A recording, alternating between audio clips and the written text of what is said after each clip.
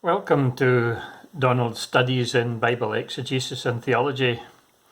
We've been looking at the Roman emperors, and particularly in the 1st century AD, and the reason for that was to familiarise you with the names of some of them that appear in the New Testament of the Bible. We moved on to what we call the post-apostolic era, that is, the period after the apostles die.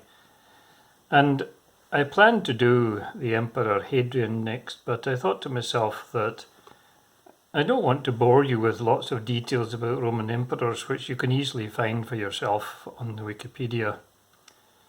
What I want to do is to draw your attention to things that are of relevance to a biblical exegesis. So we didn't cover every Caesar. For example, we missed out the year of the 4 emperors just after Nero, and we dealt with the last one, which was Vespasian. Last time we just mentioned Nerva and passed by him, and so we'll do again. That Hadrian is not the next one, but what I want to draw your attention to this time is the relevance of the Roman Empire for exegesis of the Bible, and that really comes down to the book of Revelation, which takes to do with the city of Rome. If you look at for example, Revelation chapter 17, that we read there about the woman sitting on a beast with 7 heads. And if you look at verse 7 of Revelation 17, it talks there about the beast that has 7 heads. And these 7 heads are explained in verse 9 as the 7 heads are 7 mountains. And if you go down to verse 17 of the chapter, it says that the woman that was sitting on this 7-headed beast is that great city which reigns over the kings of the earth. And there was no such city but the city of Rome. So there's no doubt that this is referring to the city of Rome in Revelation 17. And yet it says about this woman that is sitting on the beast that she's called Babylon the Great. So though it's Rome, it's called Babylon. Babylon the Great, the mother of harlots. And it goes on in the very next verse to say that she's drunk with the blood of the saints and with the blood of the martyrs of Jesus. So we're speaking here about a persecuting power against Christians.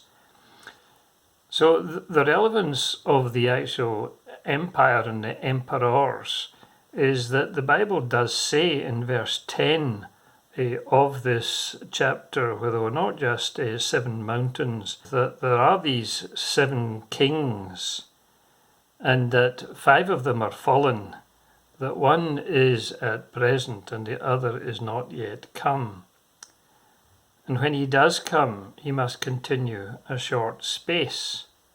And the beast that was and is not, even he is the 8th and is of the 7 and goes into perdition. Now many people have got different opinions as to what this means, but it's evidently got to do with Rome, and it's evidently got to do with the Roman Empire.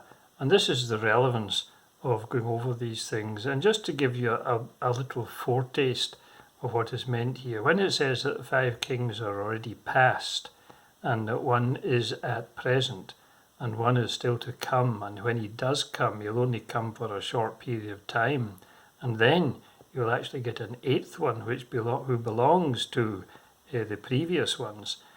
Just to give you an overview as to what's being mentioned, whatever's meant by the ones that are already past, the one that is at present is referring to the Roman Empire as it was in the time of the Apostle John.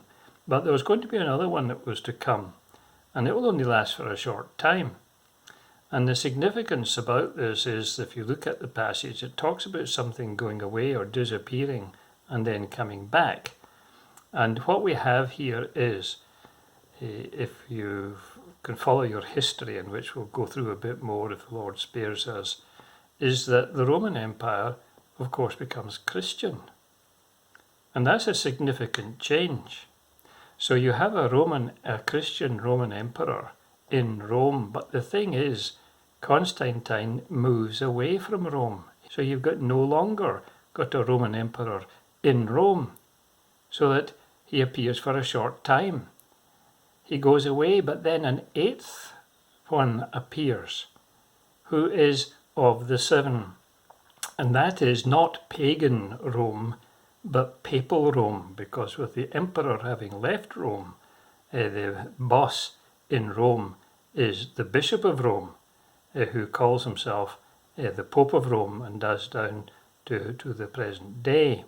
So what you have here is pagan Rome becoming papal Rome, and this is the significance of having at least a familiarity with the Roman emperors, not to know their names in great detail, and we'll cover that a bit more.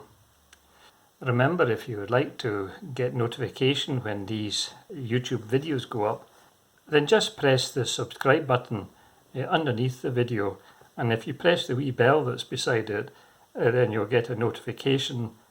You don't need to put in any passwords, it's just a matter of pressing it, and then when you're on your YouTube the next time, it will tell you if there's a new one. So until the next time, God willing, take care and God bless.